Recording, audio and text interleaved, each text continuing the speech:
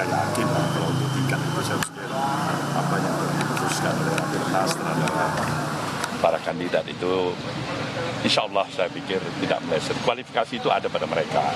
Pak Surya Paloh, artinya yang tiga ini sudah fix Pak, tidak akan berubah lagi namanya dengan perkembangan dinamika politik ke depan. Ya, saya berharap benar-benar tidak ada perubahan. Tapi apa yang bisa kita pastikan dalam kehidupan dan perjalanan hari esok ini? Dan siapa yang bisa memastikan itu? Karena bakal kapan Ya kan? menemui tiga kandidat? Tapi kalau bicara mas, niatnya, tekadnya, semangatnya, ya nggak ada. Waktu namanya final itu kapan sih Pak? Berapa? Hah? Kita lihat perkembangannya juga. Kita kan berkompetisi, tidak hanya kita mengenal harus kemampuan kita dan kelemahan kita, tapi siapa yang kita hadapi. Bapak, bagaimana? Ya kan? Kita akan lihat juga. Istilah barang dua kesebelasan atau tiga kesebelasan yang harus kita lihat satu sama lain ya. The strength point-nya, strengthen-nya, dan weakness point masing-masing. Pesannya berarti bisa di menit akhir apa ya? Ya mungkin ya, tidak terlalu kepepet istilahnya, jangan ya. Jelek sekali itu sebenarnya. Pak, dengan tren sekarang partai-partai sudah mulai merapat ya Pak, satu sama lain, ada KIB, kemudian Gerindra dengan PKB. Nah, kalau peluang Nasdem untuk bersama dengan Demokrat dan PKS sendiri itu seperti apa Pak? Harusnya kalian tanya pada kawan-kawan dari Demokrat, kalian tanya dari PKS. Kalian tahu karakter Nasdem ini. Dia mengajak kesetaraan kan. Dia menempatkan posisinya tidak lebih di atas dan tidak lebih di bawah. Pada siapa aja. Yang paling penting apa yang mau kita capai sebenarnya. Untuk apa pemilu kita lakukan.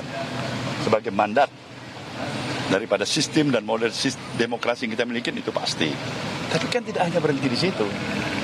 Kita mau dari pemilu yang satu ke pemilu berikutnya harus ada ya kan pencerahan kepada masyarakat kita, hingga bangun kesadaran mereka itu juga semakin sadar pemilu ini tidak hanya berhenti pada pemilu, tapi juga dia harus melakukan satu kelanjutan sesudah pemilu yang mereka juga akan hadir tetap sebagai warga negara bangsa ini. Apa itu artinya? Mereka tentu harusnya bisa hidup tetap lebih nyaman, kesejahteraan yang ada pada dirinya juga semakin lebih baik. Itu mereka harapkan dari hasil pemilu dengan melahirkan pemimpin yang tepat untuk itu.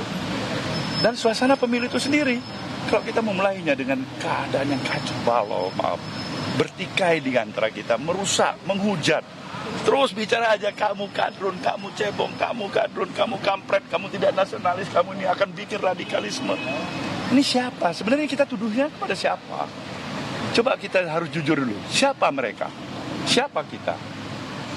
Sebenarnya inilah kita, tidak ada lagi mereka. Karena kita sesama anak-anak bangsa ini. Cuman kita ngambil garis tegas pila ya, pada sesama di antara kita karena mungkin perbedaan paham, pandangan.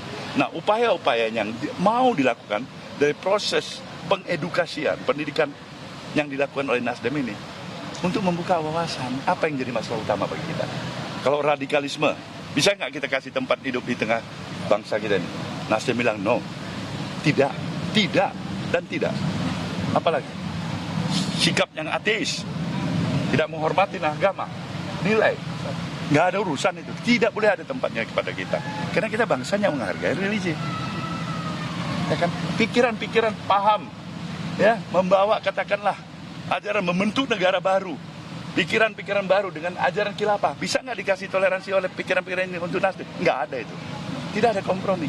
Tapi kalau hal lain, salah langkah, salah ucap sedikit, salah gaya sedikit, masa kita nggak bisa duduk bersama menyelesaikan permasalahan kita dalam semangat kekeluargaan sebangsa dan setanah air.